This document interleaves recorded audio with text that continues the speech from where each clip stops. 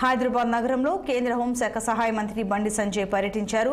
సుల్తాన్ బజార్లో నూతనంగా ఏర్పాటు చేసిన the young men's improvement society భవనాన్ని ఎమ్మెల్యే రాజాసింగ్తో కలిసి ఆయన ప్రారంభించారు. అతి ప్రాచీనమైన ఈ సంస్థ అనేక మంది మహనీయుల మార్గదర్శకంలో కొనసాగడం అభినందనీయమని బండి సంజయ్ అన్నారు. శ్యామ్ జీ నేతృత్వంలో ఈ భవనాన్ని ప్రారంభించడం సంతోషంగా ఉందని తెలిపారు. లక్ష్యం లేకుండా ఏ సంస్థ ముందుకు సాగదన్న ఆయన క్లినిక్, లైబ్రరీ, సమావేశ మందిరం, శిక్షణ, సేవా కార్యక్రమాల కోసం ఈ కేంద్రం ఉపయోగపడుతుందని తెలిపారు. గొప్ప వ్యక్తుల చరిత్రను యువత తెలుసుకోవాల్సిన అవసరం ఎంతైనా ఉందని సూచించారు బండి సంజయ్. ఏ సంస్థకైనా ఒక లక్ష్యం లేకుండా సంస్థ ముందుకు సాగే పరిస్థితి ఉండదు. ఇప్పుడు పెద్దలు శ్యామ్జీ వారు చెప్పినట్టు సంస్థకు లక్ష్యం ఉంది. ఆ లక్ష్యాన్ని చేరుకోవాలంటే ఒక కేంద్రం ఏర్పడాలి.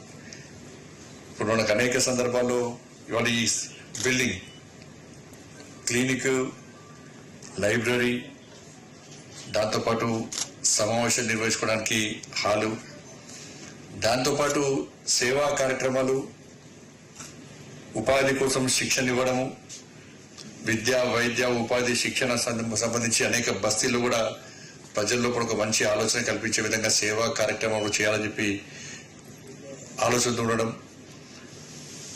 దానికి కావాలంటే కేంద్రం కావాలి కాబట్టి ఇంత పెద్ద బిల్డింగ్. ఇది వేరే సంస్థకైతే ఇది పెద్ద కమర్షియల్ కాంప్లెక్స్ కట్టుకోవచ్చు.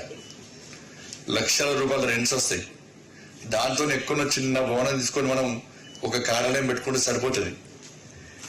కానీ ఇతర ఆర్గనైజేషన్స్ కు మనకు ఉన్నటువంటి తేడా, ఇవాళ మన ఆర్గనైజేషన్ సంబంధించి ఇంతకుముందు శ్యామ్జీ వారు చెప్పినట్టు అయితే కేశవరం లేకుంటే అరవికే వేరే చాలా కేంద్రాలు, చాలా సెంటర్స్, హాల్స్ కూడా మనకి ఇచ్చే పరిస్థితి లేదు.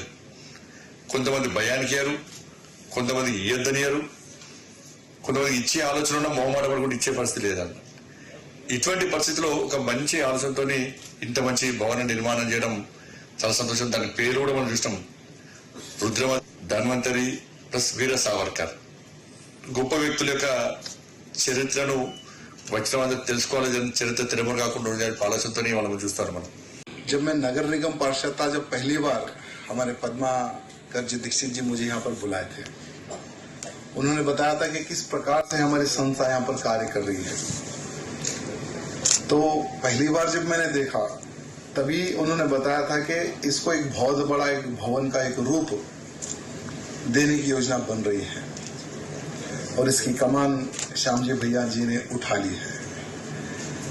बहुत सारा संघर्ष हुआ, बहुत सारे लोगों का सहयोग मिला, जिसे हमारे संजय भैया ने जो बताया कि अगर किसी एक को कह दे तो बड़ा भवन बन जाता, लेकिन सभी को जोड़कर इतना बड़ा भवन का जो निर्माण हुआ और इस भवन के माध्यम से जब मैं కోల్కతాలో వైద్యురాలిపై జరిగిన దాడి ఘటనను